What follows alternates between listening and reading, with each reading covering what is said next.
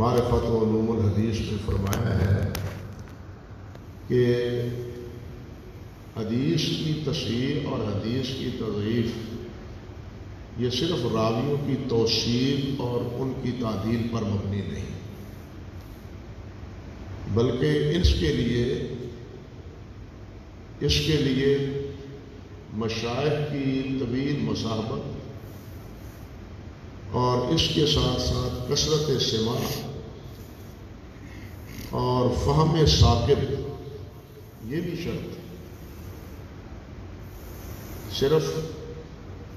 راویوں کے بارے میں ائمہ کے اقوال کی بنیاد پر حکم لگانا امام حاکم فرماتے ہیں کہ یہ درست نہیں۔ بالکل قریباً یہی بات حافظ ابن رجب رحمۃ اللہ علیہ نے شرح الترمذی میں فرمائی۔ انہوں نے بھی یہ بات فرمائی کہ ایک تو ہے معاملہ راویوں کی توثیق کا اور ان کی جرح کا، یہ تو کتابوں میں مدون ہے کہ فلاں نے اس کو ثقہ کہا، فلاں نے اس کو ضعیف کہا، یہ کتابوں میں مدون ہے، یہ سارا علم۔ لیکن اس کے ساتھ ساتھ ایک اور چیز کی بھی ضرورت ہے، اور وہ ہے ثقات کے جو مراتب ہیں ان کی تفہیم۔ ثقات کے یا جرح کے جو الفاظ ہیں ان کے مراتب ہیں۔ امام ابن ابی حاتم رحمۃ اللہ علیہ نے بھی، اور ان کے بعد حافظ ابن الصلاح نے بھی، پھر حافظ عراقی اور حافظ ابن حجر نے، اور آخر میں علامہ سخاوی، ان سب حضرات نے ثقات کے بھی مرتب کیے ہیں اور ضعفاء کے۔ کیا مطلب کہ ثقہ کے جو الفاظ ہیں، توثیق کے جو الفاظ ہیں، ان کے بھی مراتب ہیں، ان کی بھی درجہ بندی ہے، اور تضعیف کے جو الفاظ ہیں راوی پر حکم لگایا جاتا ہے، وہ صرف اتنا نہیں ہے کہ یہ ضعیف ہے، یہ ثقہ ہے، مختلف الفاظ بولے جاتے ہیں، اور ان مختلف الفاظ کے بھی مراتب اور درجات ہیں۔ جب تک ان مراتب اور درجات کو نہ سمجھا جائے اس وقت تک کسی حدیث پر یا کسی راوی پر کوئی حکم لگانے کی جسارت نہیں کرنی چاہیے، بلکہ اسی طرح مختلف فی راوی جو ہیں، سخاوی کہتے ہیں رحمۃ اللہ علیہ کہ مختلف فی راوی جو ہیں ان کے بارے میں بھی تطبیق اور توفیق، جس طرح فقہی مسائل میں اختلاف ہوتا ہے اور ان مسائل میں آپ ایک توفیق کی تطبیق کی کوشش کرتے ہیں، بالکل یہی کیفیت جرح و تعدیل میں راویوں کے بارے میں۔ جب ایک راوی کے بارے میں مختلف یعنی علماء کرام کا، محدثین کا تبصرہ ہو تو ان کے مابین بھی تطبیق اور توفیق کی مختلف صورتیں ہیں۔ صرف اتنی بات کہ راوی پر جناب یہ جرح ہے، فلاں راوی پر یہ فلاں جرح ہے،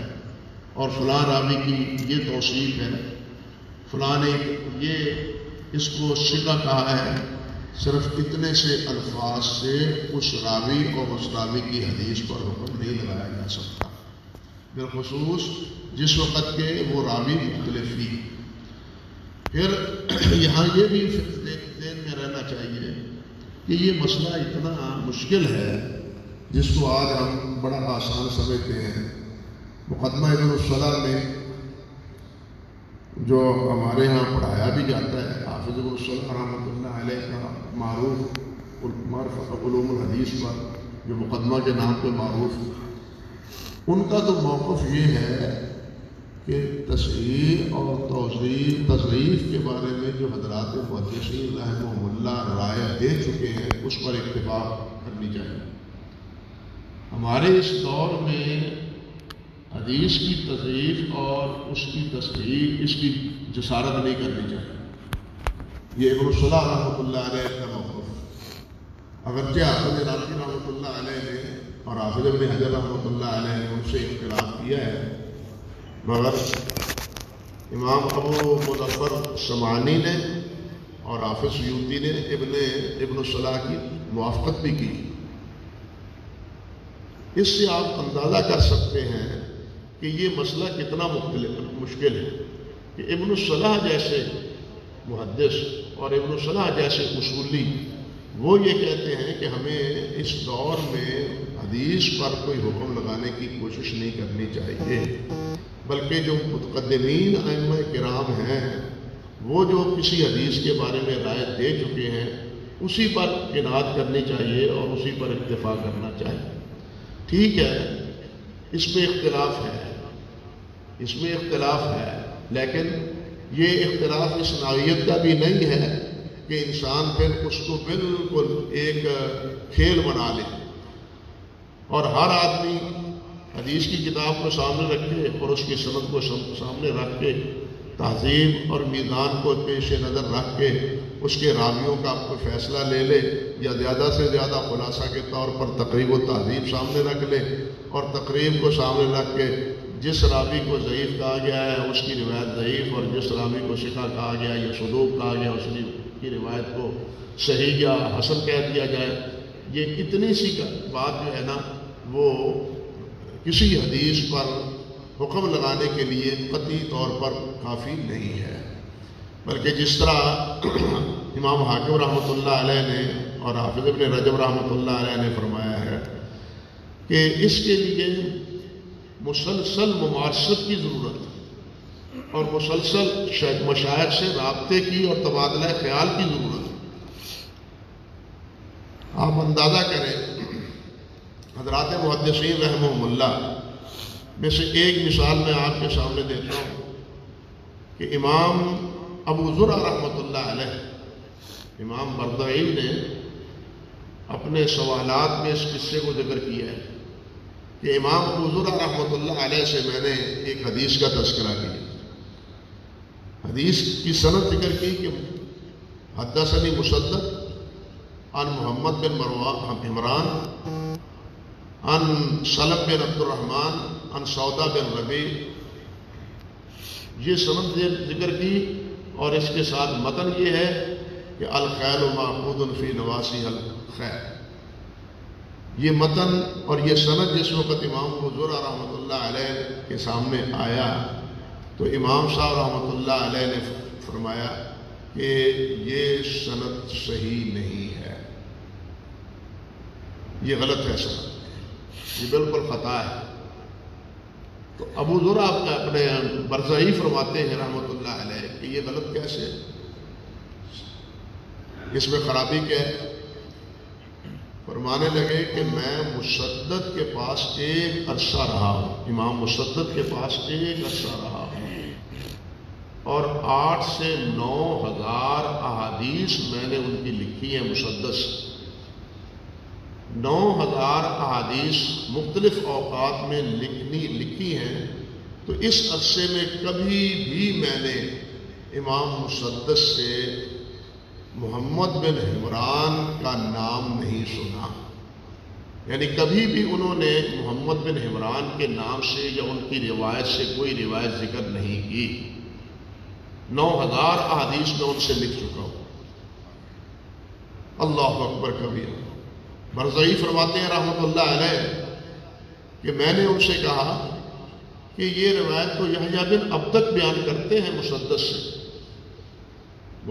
سے یحییٰ بن عبدک یہ روایت بیان کرتے ہیں۔ تو امام ابو زرع رحمۃ اللہ علیہ فرمانے لگے یحییٰ صدوق ہیں، ثقہ ہے، لیکن یہ محمد بن عمران سے روایت صحیح نہیں ہے۔ انہوں نے پھر اپنی بات وہی کہی کہ یحییٰ صحیح ہے، ثقہ ہے، لیکن محمد بن عمران سے جو یہ روایت کرتے ہیں بواسطہ مسدد یہ صحیح نہیں۔ برزئی فرماتے ہیں کہ میں پریشان ہوا اور میں نے یہ بات لکھ کے تو بھیج دی کس کے پاس؟ یحییٰ بن عبدک کے پاس، کہ خود ان سے معلوم کروں کہ وہ کیا کہتے ہیں۔ اور یحییٰ بن عبدک کو یہ میں نے لکھ دیا سارا قصہ کہ امام ابو زرع وہ یہ فرماتے ہیں کہ محمد بن عمران کی یہ روایت صحیح نہیں ہے، مسدد محمد بن عمران سے روایت نہیں کرتے۔ اب یحییٰ بن عبدک کے پاس جس وقت یہ خط پہنچا تو انہوں نے اپنا بیاض دیکھا، اپنا مسودہ دیکھا، مسودہ دیکھنے کے بعد پھر انہوں نے برزئی کو خط لکھا اور اطلاع دی کہ ابو زرع جو کہتے ہیں وہ صحیح کہتے ہیں، امام ابو زرع جو کہتے ہیں وہ صحیح کہتے ہیں۔ میرے پاس اصل سے مجھ سے ہوا کیا کہ معلّہ بن اسد کی جو روایات ہیں ان کا اختلاط مسدس کی روایت سے ہوا ہے۔ اب آپ دیکھیں کہ اس حقیقت کو جاننے والے کون ہیں؟ امام ابو زرع ہے رحمۃ اللہ علیہ۔ یہاں جھگڑا راویوں کی توثیق کا یا تضعیف کا نہیں ہے، یہاں جھگڑا یہ ہے، اختلاف یہ ہے، ابو زرع فرماتے یہ ہیں کہ مسدد کا استاد محمد بن عمران نہیں ہے، حالانکہ محمد بن عمران سے کہا ہے۔ وادی النظر میں ہم دیکھیں تو یہ ساری سند جو ہے وہ ثقہ راویوں سے، صدوق راویوں سے، لیکن ابو زرع بڑے وثوق سے فرماتے ہیں کہ یہ غلط ہے، اور پھر غلطی کا پتہ بھی چلا کہ یہ غلطی ہوئی کہاں سے، معلّہ بن اسد سے یہ خطا ہوئی۔ انہوں نے یعنی محمد بن عمران کی روایات جو ہیں یا مسدس کی روایات جو ہیں نا وہ معلّہ کی روایات سے غلط مت کر دی، اور معلّہ کی روایت میں یہ محمد بن عمران تھا، اس کی بجائے مسدس کا نام آ گیا ہے۔ اب یہ اس قسم کی جو ہے اسنادی لطائف اور ان پر وقوف اور ان کا علم آپ بتلائیں اور سوچیں کہ کیا وہ جرح تعدیل کی کتابوں سے حل ہو سکتا ہے؟ یہ دیکھنے کے ساتھ کہ اس کو کس نے ثقہ کہا ہے اور اس کو کس نے ضعیف کہا ہے۔ یہ صرف ثقہ اور ضعیف کہنے کا مسئلہ نہیں ہے، اس کے علاوہ اور بھی بہت سے مسائل ہیں جس کی بنا پر راوی کو یا روایت کو پرکھا جاتا ہے۔ اللہ اکبر کبیرہ۔ حضرت ابو ہریرہ، ایک مثال اور دیکھیے، حضرت ابو ہریرہ رضی اللہ تعالیٰ عنہ کی ایک روایت ہے اور ہے بھی سنن ابن ماجہ میں، سنن ابن ماجہ میں روایت ہے حضرت ابو ہریرہ رضی اللہ تعالیٰ عنہ سے کہ ان رسول اللہ صلی اللہ علیہ وسلم صلی علی جنازہ ثم اتی قبر المیت فاصا علیہ من قبل راسہ ثلاث۔ یہ روایت سننے کے بعد امام ابو حاتم رحمۃ اللہ علیہ فرماتے ہیں کہ ھذا حدیث باطل، کہ یہ حدیث باطل ہے، یہ روایت باطل ہے، صحیح نہیں ہے۔ اب ان سے پوچھا گیا کہ یہ باطل کیوں ہے؟ کہنے لگے کہ یہ باطل ہے۔ تلخیص الحبیر میں حافظ ابن حجر رحمۃ اللہ علیہ یہ امام ابو حاتم رحمۃ اللہ علیہ کا قول لکھ کے بتلاتے ہیں، کہتے ہیں کہ اس حدیث کی راوی سارے ثقہ ہیں،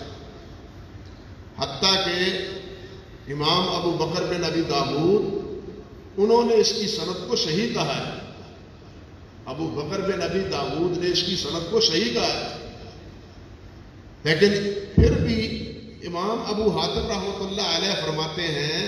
کہ یہ حدیث باطل ہے، اور لفظ ہے حافظ ابن حجر رحمۃ اللہ علیہ کے کہ لیکن ابو حاتم امام لم یحکم علیہ بالبطلان الا بعد ما تبین له، کہ اگرچہ ابن ابی داؤد نے اس کی سند کو صحیح کہا ہے، لیکن امام ابو حاتم امام ہیں علم کے، انہوں نے اگر اس کو باطل کہا ہے تو بلا دلیل نہیں کہا، اس کے پس پردہ دلیل ہے۔ اب یہ بات تو کہہ دی امام ابو حاتم رحمۃ اللہ علیہ نے، حافظ ابن حجر رحمۃ اللہ علیہ تلخیص میں اب ڈھونڈتے ہیں کہ اس کی دلیل کیا ہے، اس کے بطلان کا سبب کیا ہے، اس کے ضعف کا باعث کیا ہے۔ تو انہوں نے جو علت ڈھونڈی وہ ڈھونڈی ہے امام اوزاعی رحمۃ اللہ علیہ کی کا اس میں عنانہ ہے، اوزاعی اس کو معنان بیان کرتے ہیں، یہ علت ڈھونڈی امام حافظ ابن حجر رحمۃ اللہ علیہ، لیکن عمل واقعہ یہ ہے کہ یہ علت امام ابو حاتم کے نزدیک نہیں تھی۔ حافظ ابن حجر رحمۃ اللہ علیہ نے یہ بات حافظ ابو حاتم امام ابو حاتم سے نقل تو کر لی، لیکن ابو حاتم نے کتاب العلل میں ابن ابی حاتم نے جو خود ابو حاتم سے اس کی علت ذکر کی ہے، حافظ ابن حجر رحمۃ اللہ علیہ اس پر مطلع نہیں ہو پائے، یا اسی طرح امام دارقطنی نے بھی اس حدیث کو کتاب العلم میں ذکر کیا ہے، اور انہوں نے بھی جو اس کی علت بیان کی ہے، حافظ ابن حجر رحمۃ اللہ علیہ اس کی علت کو وہ نہیں سمجھ پائے۔ اب یہ کہتے ہیں، غور کرنے کا مسئلہ یہ ہے، مقصد یہ ہے کہ یہ کہتے ہیں امام ابن حجر رحمۃ اللہ علیہ کہ اس کی سند صحیح ہے، لیکن یہ روایت ابو حاتم کہتے ہیں کہ باطل ہے۔ اگر یہ صحیح ہوتی یقیناً ابو حاتم اس کو باطل نہ کہتے، باطل کہنے کی کوئی نہ کوئی کنہا یا کوئی نہ کوئی دلیل ہے ان کے پاس۔ اب ابن حجر رحمۃ اللہ علیہ جو دلیل دیتے ہیں وہ دلیل اتنی قوی اور مضبوط نہیں ہے۔ امام ابو حاتم رحمۃ اللہ علیہ نے فرمایا ہے کہ اصل میں اوزاعی سے یہ روایت مسلمہ روایت کرتے ہیں اور وہ منفرد، اس کے تفرد کی وجہ سے یہ روایت جو ہے نا بطلان کا باعث بنی ہے، ضعف کا باعث بنی ہے۔ یہ چیزیں بتلاتی ہیں کہ حدیث پر جو حکم ہے وہ صرف ظاہری سند کی بنیاد پر نہیں ہوتا، بلکہ اس کے دوسرے جو غوامض ہوتے ہیں، دوسرے جو اسباب ہوتے ہیں، جب تک ان کی حقیقت معلوم نہ کر لی جائے، اس کو نہ سمجھا جائے، اس وقت تک کسی حدیث پر حکم لگانا نہایت جسارت کی بات ہے۔ پھر بالخصوص ہم دیکھتے ہیں کہ یہ جو کتابیں ہیں، مثال کے طور پر تہذیب ہے یا حافظ ذہبی رحمۃ اللہ علیہ کی کیا ہے میزان الاعتدال ہے، یا دوسرے مختصرات، یہ اصل کتابوں کے اختصارات ہیں۔ اصل کتابیں جو اصل بنیاد ہے وہ تو امام بخاری رحمۃ اللہ علیہ کی ہے، امام ابن ابی حاتم رحمۃ اللہ علیہ کی ہے، اور اسی طرح امام ابو زرع رحمۃ اللہ علیہ کی ہے۔ پھر ان کے بعد اس سے پہلے امام علی بن مدینی رحمۃ اللہ علیہ کی کتابیں ہیں، لیکن افسوس کہ وہ مکمل مجموعہ نہیں ہے، صرف کتاب العلم کا ایک ہی حصہ جو ہے نا وہ چھپا ہے امام علی بن مدینی رحمۃ اللہ علیہ کی، اور ان سے پھر نقل کرتے ہیں حافظ ابن عدی رحمۃ اللہ علیہ اور ابن حبان رحمۃ اللہ علیہ۔ خود ان کے اپنے تاثرات بھی ہیں، لیکن وہ متقدمین سے نقل کرتے ہیں، امام بخاری سے نقل کرتے ہیں، ابو حاتم اور ابو زرع سے نقل کرتے ہیں اپنی کتابوں میں، ابن حبان بھی نقل کرتے ہیں، عقیلی بھی نقل کرتے ہیں، اور ابن عدی بھی نقل کرتے ہیں۔ یعنی ان کا اپنا بھی ایک فیصلہ ہوتا ہے، لیکن جرح و تعدیل کے اقوال متقدمین ائمہ کرام سے نقل کرتے ہیں، اور ان سے پھر آگے اختصارات ہیں۔ ابن جوزی رحمۃ اللہ علیہ کی ضعفاء کا اختصار ہے، میزان اختصار ہے، تہذیب اختصار ہے۔ یہ ساری چیزیں جو جرح تعدیل کے ساتھ واقفیت رکھتے ہیں علماء کرام ماشاءاللہ سبھی صاحب علم ہیں، وہ جانتے ہیں کہ یہ کتابیں اصل کی حیثیت نہیں رکھتی، یہ کتابیں اختصار کی ہے، اختصار ہے اور مختصر کتابوں میں ہم دیکھتے ہیں کہ بسا اوقات ایسی خطا نقل میں وارد ہوتی ہے کہ جس سے پریشانی لائق ہوتی ہے، بلکہ الفاظ جو توثیق اور تضعیف کے اصل کتابوں میں ہوتے ہیں ان کو بھی بدلا جاتا ہے اختصار کی وجہ سے۔ اور اب ایسی مثالوں کے باوجود اگر انہی مختصرات پر اعتماد کر کے کسی حدیث پر حکم لگایا جائے تو یقیناً یہ خطا کا باعث ہوگا۔ میں ایک بات عرض کرتا ہوں، مثال کے طور پر الفاظ کو سمجھنے کی بھی ضرورت ہے۔ محدثین ایک راوی کے بارے میں کہتے ہیں لیس بقوی، اور اسی طرح یہ جملہ بھی بولتے ہیں لیس بالقوی۔ اب ایک لفظ ہے لیس بقوی، ایک ہے لیس بالقوی، یا اسی طرح ایک جرح کا لفظ ہے لیس بثقۃ اور ایک لفظ ہے لیس بالثقۃ۔ اب آپ صاحب علم ہیں ماشاءاللہ، سب مشائخ تشریف فرما ہے، اور یہ لکھا بھی ہے حافظ ذہبی اور دوسرے شیوخ مشائخ نے، متقدمین نے، کہ لیس بالقوی اور لیس بقوی میں فرق ہے۔ لیس بالقوی میں اعلیٰ درجے کی قوت اس کی نفی ہے، اور لیس بقوی میں اس کے علی الاطلاق کمزور ہونے کی کا اشارہ ہے۔ یہی فرق لیس بالقوی میں ہے، لیس بالثقۃ میں ہے، اور لیس بثقۃ میں ہے۔ لیس بثقۃ مطروب درجے کی جرح ہے، بالخصوص امام نسائی رحمۃ اللہ علیہ کے نزدیک متروک درجے کی جڑ ہے، لیکن لیسا بالثقہ یہ اس درجے کی نہیں ہے، اس سے کم تر درجے کی ہے۔ لیکن ہم دیکھتے ہیں اس کی کئی مثالیں ہیں کہ امام نسائی اگر لیسا بالقوی کہتے ہیں تو مختصرات میں لیسا بالقوی کی بجائے لیسا بالقوی لکھا ہوا ہے۔ اب جب ہم لیسا بالقوی دیکھیں گے تو وہ راوی کی پوزیشن بدل جائے گی نسبت اس سے جو حقیقتاً کہا گیا تھا لیسا بالقوی۔ اب اس میزان پر یا تہذیب پر اگر ہم اکتفا کریں گے تو ہمیشہ غلطی کھائیں گے۔ اب دیکھیے لیسا بالقوی کے بارے میں یہ بھی ایک مثال ہے، ایک عرض کرتا ہوں آپ سے کہ راوی کے بارے میں جب امام بخاری رحمۃ اللہ علیہ لیسا بالقوی کہتے ہیں، یعنی ایک ہے لیسا بالقوی کا عمومی حکم، ایک ہے امام بخاری رحمۃ اللہ علیہ کی اصطلاح۔ خطیب اپنے نے عذابی رحمۃ اللہ علیہ نے الموقظہ میں کہا ہے کہ جب امام بخاری لیسا بالقوی کہیں تو وہ راوی ضعیف ہوتا ہے امام بخاری کے نام لیسا بالقوی۔ حالانکہ میں عرض کر رہا ہوں کہ ذابی کہتے ہیں کہ لیسا بالقوی ہو تو یہ اعلیٰ جرح نہیں ہے، صرف اعلیٰ درجے کی قوت کی نفی اس میں پائی جاتی ہے کہ یہ اعلیٰ درجے کا قوی نہیں ہے۔ لیکن امام بخاری اگر یہی لفظ کہیں لیسا بالقوی، یہی لفظ کہیں تو امام بخاری کے نزدیک یہ راوی جو ہے نا وہ ضعیف ہے۔ یعنی یہ تفریق کرنا پڑتی ہے، ایک ہی رسی کے ساتھ سب کو نہیں باندھا جاتا۔ ہر ائمہ کے علیحدہ علیحدہ اصطلاحات ہیں راویوں کے بارے میں،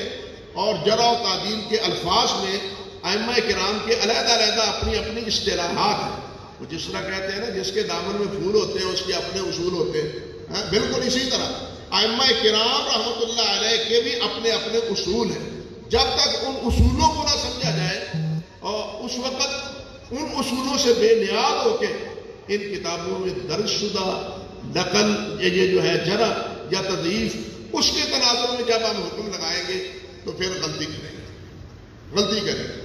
جہاں میں اس کی چند مثالیں آپ کے سامنے ذکر کرتا ہوں۔ مثال کے طور پر دیکھیے امام یحییٰ بن معین رحمۃ اللہ علیہ جرح تعدیل کے بہت بڑے امام، لیکن یہ کبھی ثقہ کا لفظ ایسے راوی کے بارے میں بھی بول دیتے ہیں جس کے سے ان کی مراد کیا ہوتی ہے کہ لا یعتمد الکذب، کہ یہ آمدن جھوٹ نہیں بولتا۔ اب ثقہ کا جو لفظ ہے اس سے تو توثیق ہے، تعدیل کے الفاظ میں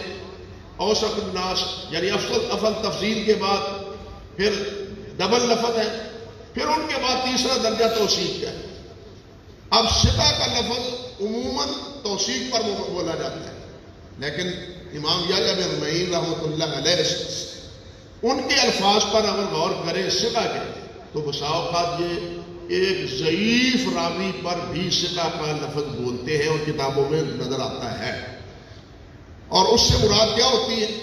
اس سے امام یحییٰ بن معین کی مراد یہ ہوتی ہے کہ یہ قصداً جھوٹ نہیں بولتے، بس یہ مقصد ہوتا ہے۔ اس کی ایک مثال دیکھیے کہ محمد بن قاسم اسدی، اس کے بارے میں امام یحییٰ فرماتے ہیں ثقہ کتبت عنہ، کہ یہ ثقہ ہے اور میں نے اس سے احادیث لکھی ہیں، لیکن امام احمد بن حنبل رحمۃ اللہ علیہ وہ فرماتے ہیں کذاب، کہ یہ کذاب ہے۔ اب امام یحییٰ بن معین کہتے ہیں کہ یہ ثقہ ہے، جبکہ اس کے مد مقابل امام احمد رحمۃ اللہ علیہ وہ کہتے ہیں کہ یہ کذاب ہے اور اس کی احادیث مناکیر ہے۔ تو یہاں علماء یہی بتلاتے ہیں کہ یحییٰ بن معین رحمۃ اللہ علیہ نے جو اس کو ثقہ کہا ہے تو اس بنیاد پر، اس وجہ سے کہ یہ قصداً جھوٹ نہیں بولتا یا یہ وضاح نہیں ہے زیادہ سے زیادہ۔ اسی طرح آپ دیکھیے امام احمد بن حنبل رحمۃ اللہ علیہ ہیں، امام احمد بن حنبل رحمۃ اللہ علیہ ایک لفظ بولتے ہیں جرح کے الفاظ میں لہو مناکیر، یا اس سے بھی آگے منکر الحدیث۔ علماء تشریف فرما ہے وہ جانتے ہیں کہ لہو مناکیر اور منکر الحدیث میں بہت فرق ہے۔ لہو مناکیر میں کہ اس کی احادیث میں مناکیر پائی جاتی ہے، فی الجملہ مناکیر ہیں، لیکن منکر الحدیث میں کثرت سے مناکیر کا اشارہ ہے۔ اسی وجہ سے ابن دقیق العید رحمۃ اللہ علیہ نے فرمایا ہے کہ منکر الحدیث جس پر بولا جائے وہ راوی مستحق ترک، وہ متروک کے درجے میں آ جاتا ہے جس کے بارے میں منکر الحدیث کہا جائے۔ ابن دقیق العید رحمۃ اللہ علیہ نے تو یہاں تک کہا ہے منکر الحدیث کے بارے میں، لیکن امام احمد بن حنبل رحمۃ اللہ علیہ جب یہی جملہ بولتے ہیں منکر الحدیث یا لہو مناکیر، تو اس سے مراد یہ معروف معنی نہیں جو ابن دقیق العید نے کہا ہے، یا کثرت مناکیر مراد نہیں، بلکہ امام احمد بن حنبل رحمۃ اللہ علیہ کی مراد یہ ہے کہ یہ راوی منفرد ہے بہت سی روایات، یعنی امام احمد بن حنبل رحمۃ اللہ علیہ تفرد پر بھی منکر کا اطلاق کرتے ہیں، بلکہ امام احمد ہی نہیں، امام نسائی بھی کرتے ہیں، امام ابو داؤد بھی کرتے ہیں۔ امام ابو داؤد شاگرد ہیں امام احمد بن حنبل کے، اور اکثر و بیشتر اصول میں امام احمد بن حنبل امام کے یہ امام ابو داؤد پیروی کرتے ہیں۔ تو امام ابو داؤد بھی کثرت یعنی تفرد پر نقارت کا لفظ بولتے ہیں، اور امام احمد بن حنبل رحمۃ اللہ علیہ بھی۔ تو اب منکر الحدیث دوسرے محدثین کہتے ہیں تو اس کا مفہوم کچھ اور ہے، اور اگر امام احمد بن حنبل کہتے ہیں تو اس کا مفہوم کچھ اور ہے، بلکہ امام بخاری رحمۃ اللہ علیہ کے نزدیک تو منکر الحدیث سخت جرح ہے، تاکہ یہ جملہ میں ان سے نقل ہے کہ کل من قلت فیہ منکر الحدیث فلا تحل روایتان،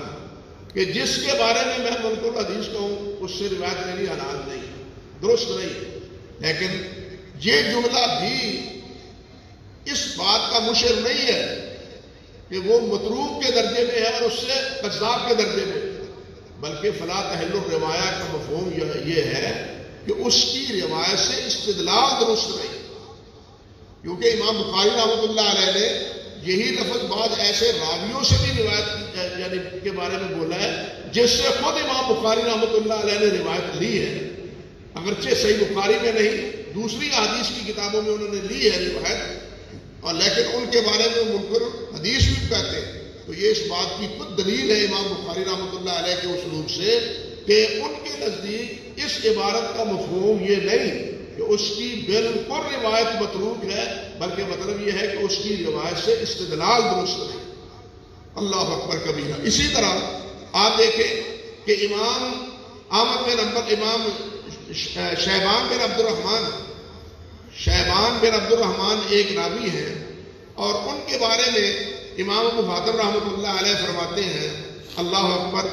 صالح الحدیث لا یحتج بہ، صالح الحدیث لا یحتج بہ۔ اب یہ نقل کیا ہے میزان میں ان سے جملہ، میزان میں کیا ہے صالح الحدیث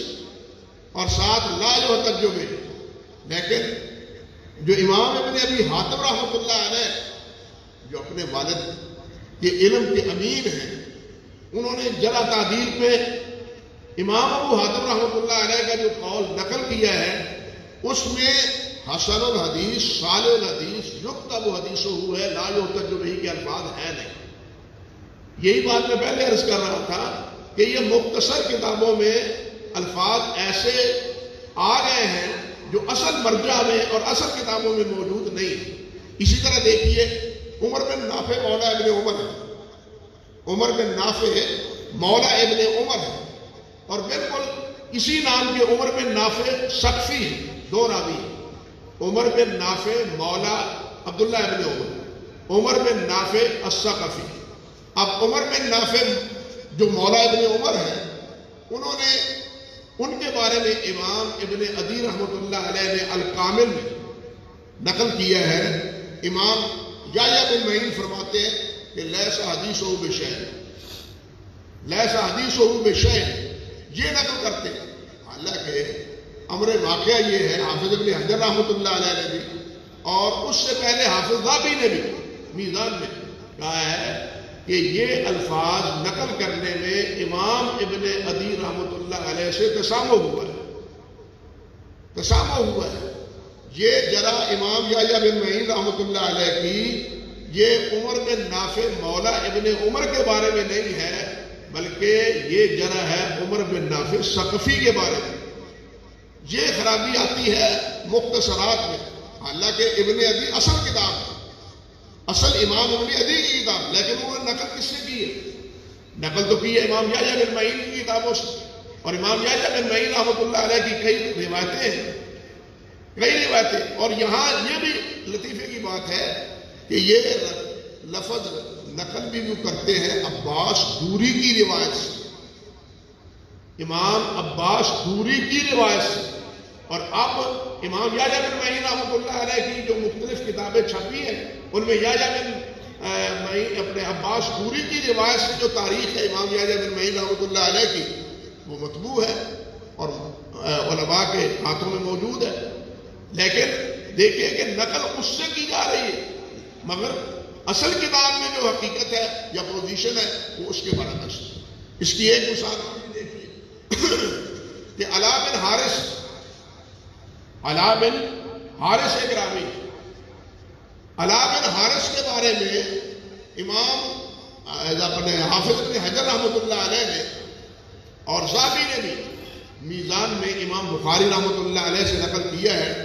کہ علاء بن حارث کو امام بخاری رحمۃ اللہ علیہ نے کہا ہے کہ یہ منکر الحدیث ہے، کہ یہ منکر الحدیث ہے. لیکن یہاں علاء بن حارث کو امام بخاری رحمۃ اللہ علیہ نے منکر الحدیث نہیں کہا، بلکہ امر واقعہ یہ ہے کہ علاء بن کثیر کے بارے میں امام بخاری نے منکر الحدیث کہا ہے. جس طرح کہ امام بخاری کی التاریخ الکبیر میں ہوا کیا، علاء بن حارث اور علاء بن کثیر کا اوپر نیچے ترجمہ ہے، اوپر نیچے ترجمہ ہے. اب پہلے کا ترجمہ نقل کرتے ہوئے نظر نیچے پڑی اور نیچے کے الفاظ، نیچے ترجمے میں جو لفظ جرح کے تھے وہ پہلے راوی کے ترجمے میں نقل کر دیے گئے. یہ صرف نظر اس قسم کا بہت جگہ موجود ہے ہماری کتابوں میں، یعنی احادیث کی کتابوں میں بھی اور جرح و تعدیل کی کتابوں میں. بالخصوص جن حضرات کو یہ تجربہ ہے مخطوطات سے نقل کرتے ہیں کتابیں، وہ جانتے ہیں کہ کتاب کو نقل کرتے ہوئے جو لفظ اوپر آیا ہے دو تین صدروں کے درمیان وہی لفظ بعد میں دوسری یا تیسری صدر میں آیا ہے، تو اوپر کے الفاظ سے نیچے کی صدر میں جو الفاظ ہیں وہی نقل کر دیے گئے اور اس سے آگے کی عبارت نقل کر دی گئی، درمیان کی دو تین صدریں سے وہ غائب ہو گئی. طبعات کے میدان میں جن حضرات کا تجربہ ہے اور آج کل کمپیوٹر کے دور میں وہ تو اس چیز کو بڑی آسانی سے سمجھتے ہیں کہ کس طرح ہمارے کمپوزر حضرات یا کاتب حضرات اس قسم کی غلطیاں کر جاتے ہیں. تو یہ غلطیاں آج بھی نہیں ہیں، پہلی کتابوں میں موجود. اسی طرح آپ دیکھیے کہ امام ابو حاتم رحمۃ اللہ اپنے تہذیب میں یعقوب بن محمد زہری کے ترجمے میں حافظ ابن حجر رحمۃ اللہ علیہ نے ذکر کیا ہے کہ امام ابو حاتم رحمۃ اللہ علیہ فرماتے ہیں ہو عندی عدل. اب یہ جملہ یعقوب راوی کے لیے عدالت کا باعث ہو عندی عدل. لیکن جس وقت ہم امام ابن ابی حاتم یعنی ان کے جو اللہ آپ کا بھلا کرے بیٹے ہیں ان کی کتاب الجرح والتعدیل دیکھتے ہیں تو اس میں ہمیں کیا نظر آتا ہے کہ وہ کہتے ہیں ہوا علی ید عدل، ہوا عندی عدل نہیں، ہوا عندی عدل نہیں، بلکہ وہ وہاں ہے ہوا علی ید عدل. اور علماء جانتے ہیں کہ یہ شدید جرح ہے، بالکل متروک اور کذاب کی جرح ہے. کیا مطلب کہ وہ عدل اصل میں یمن کا بادشاہ تھا، اس کا جلاد اس کا نام تھا عدل. تو جلاد کے عدل کے سپرد جس کو کر دیا جاتا تو لوگ کہتے ہیں وہ تو جناب عدل کے ہاتھوں چڑھ گئے، گویا وہ تو اب مقتول ہو گیا، اس کا سر قلم ہو گیا، یعنی اس کے خاتمے کی علامت سمجھی جاتی تھی. یہاں بھی بالکل اسی معنی میں راوی کو سمجھا جاتا ہے وہ اعلیٰ ید عدل. کیا مطلب کہ وہ راوی عدل کے ہاتھوں چڑھ گیا، بہت ہی ختم ہو گیا، کسی کام کا وہ نہیں. لیکن ہمارے ہاں تہذیب میں جب ہم دیکھتے ہیں تو وہاں لکھا ہوا ہے کہ ہوا عندی عدل. اب دونوں کا زمین آسمان کا فرق ہے. ہم تہذیب پر اکتفا کریں گے تو راوی کو عادل سمجھ کے صحیح حدیث ہونے کا فیصلہ دے دیں گے، لیکن جب حقیقت حال کھلے گی پھر شرمندگی اور ندامت ہوگی۔ تو اس قسم کی بہت سی کتابیں یعنی مثالیں موجود ہیں۔ مثال کے طور پر ایک اور دیکھیے کہ معاویہ بن یحییٰ صدفی، امام بخاری رحمۃ اللہ علیہ فرماتے ہیں کہ روا عن الزہری احادیث مستقیمہ۔ یحییٰ بن معاویہ بن اپنے صدفی کے ترجمے میں میزان میں لکھا ہے کہ امام بخاری نے کہا ہے روا عن الزہری احادیث مستقیمہ، کہ اس نے امام زہری سے مستقیم احادیث، صحیح احادیث، قابل اعتبار احادیث کو لیا ہے۔ اب یہ میزان میں، اور حیرت کی بات یہ ہے کہ بالکل یہی الفاظ میزان سے علامہ ہیثمی رحمۃ اللہ علیہ نے مجموع الزوائد میں نقل کی ہے۔ ایک جگہ مجموع الزوائد میں بھی انہوں نے یہی الفاظ نقل کیے ہیں کہ روا عن الزہری احادیث مستقیمہ۔ لیکن جب ہم تاریخ بخاری کو دیکھتے ہیں، امام بخاری رحمۃ اللہ علیہ کی تاریخ کو، تو وہاں مسئلہ کچھ اور ہے۔ امام بخاری فرماتے ہیں، اب ذرا غور کریں، فرماتے ہیں روا عن الزہری روا عنہ حقل بن زیاد احادیث مستقیمہ فإنها من کتاب۔ وہاں کیا ہے؟ وہاں یہ ہے کہ یہ زہری سے روایت کرتے ہیں، اور اس سے روایت کرنے والے حقل بن زیاد ہیں، اور حقل بن زیاد معاویہ بن یحییٰ صدفی سے صحیح حدیث نقل کرتا ہے۔ کیوں نقل کرتا ہے؟ کہ یہ اس کی کتاب سے روایت کرتا ہے۔ معاویہ بن یحییٰ کمزور ہے، اس میں کلام میں ضعف ہے، لیکن اس سے روایت جب کرتے ہیں کون؟ ماخذ اپنے حقل بن زیاد، تو وہ معاویہ کی کتاب سے روایت لیتے ہیں، وہ معاویہ کی کتاب سے روایت لیتے ہیں۔ لیکن جب اسی معاویہ سے روایت کرتے ہیں عیسیٰ بن یونس اور اسحاق بن سلیمان، تو ان کی روایات معاویہ بن یحییٰ صدفی سے مناکیر ہوتی ہے اور ضعیف ہوتی ہے۔ اب دیکھیے بخاری کی تاریخ میں تو یہ ہے، اس راوی کی پوزیشن کے بارے میں واضح بات ہے، لیکن نقل کرنے میں